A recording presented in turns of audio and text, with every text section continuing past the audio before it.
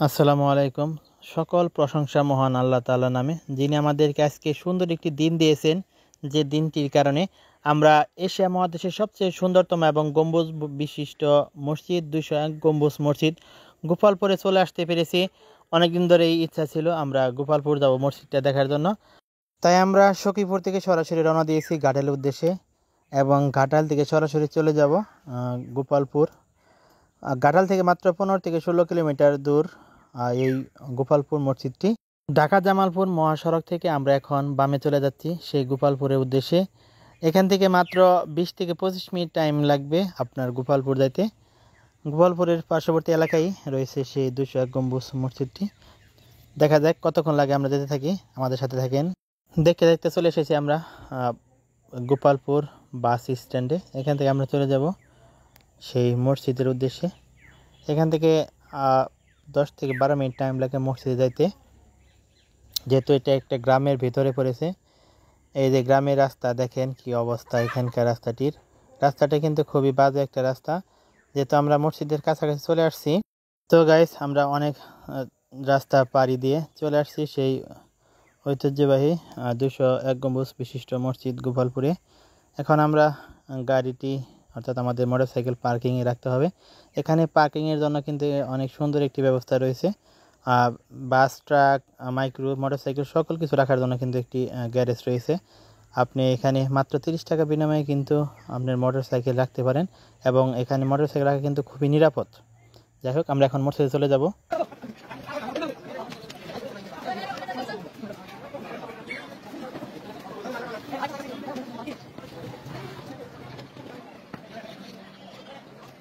তো গাইজ, যেহেতু এখন জোহরের নামাজের টাইম, তাই আমরা ওযু স্থানে যাচ্ছি ওযু করার জন্য। ওযু শেষ করে আমরা দুপুরে নামাজটা আদায় করব, তারপর আপনাদের পুরো ভিডিওটা দেখাবো। মাশাআল্লাহ মাশাআল্লাহ, দেখেন এখানকার ওযুখানা কত সুন্দর, কত ডিজাইন করে এখানকার ওযুখানাটা তৈরি করা হয়েছে। আল্লাহু আকবার আল্লাহু আকবার। এরকম দৃশ্য তুলে মনটা এমনি ভরে যায়। যাই হোক, আমরা ওযু শেষ করে দুপুরে নামাজটা আদায় করব। আমি সবার কাছে অনুরোধ করছি, যারা মুসলমান এবং আল্লাহকে ভালোবাসেন, আল্লাহকে ভয় করেন, তারা অবশ্যই এই ভিডিওটি শেয়ার করে মানুষকে দেখার সুযোগ করে দিবেন। ধন্যবাদ সবাইকে।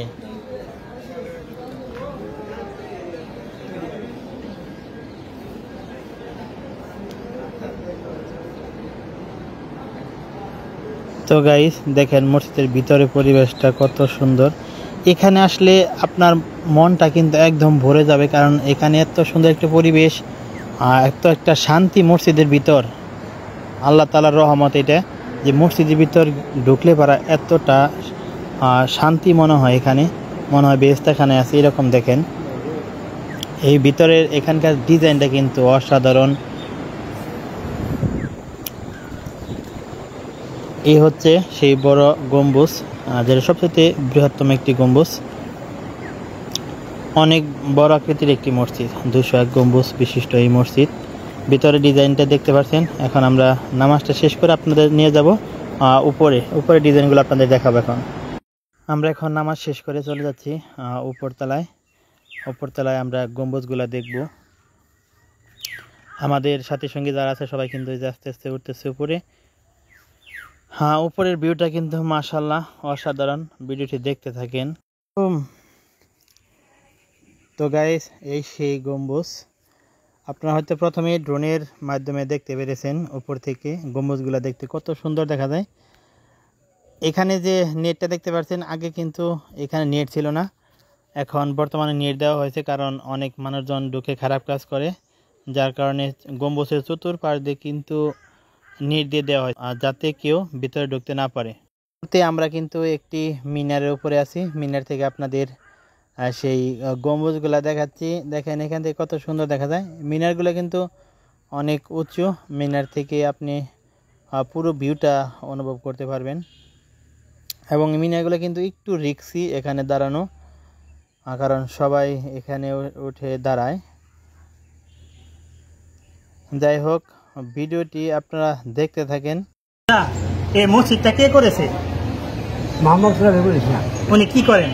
উনি সারা জনতা ব্যাংকের ডাইরেক্টর। জনতা ব্যাংকে ডিরেক্টর। যাই হোক, তাহলে অনেক টাকা পয়সা আছে। উনি কি সম্পূর্ণ ওনার নিজে টাকাটা করছে, নাকি আরো অনেকে টাকা পয়সা দিচ্ছে দান খয়রাত করছে? তো গাইস, মসজিদটির সামনের অংশটুকু দেখেন, কি রাজকীয় একটি পরিবেশ। এর গেটটা দেখেন কত সুন্দর করে ডিজাইন করা হয়েছে। অসাধারণ একটি দৃশ্য। এখানে না আসলে কিন্তু আসলে বুঝতে পারবেন না। দাওয়াত রইল সবারই, জীবনে একবার হলেও এই গোপালপুর আমাদের মসজিদটি দেখতে আসবেন। ইনশাল্লাহ আসলে অবশ্যই আপনাদের ভালো লাগবে। এই মসজিদটি দেখার জন্য বিশ্বের বিভিন্ন দেশ থেকে লোকজন আসে। সবাইকে আবারও দাওয়াত দিলাম, মসজিদটি অবশ্যই দেখতে আসবেন। আর যারা মুসলমান এবং আল্লাহকে ভালোবাসেন তারা অবশ্যই এই ভিডিওটি বেশি বেশি শেয়ার করে মানুষকে দেখার সুযোগ করে দেবেন। আল্লাহ হাফেজ।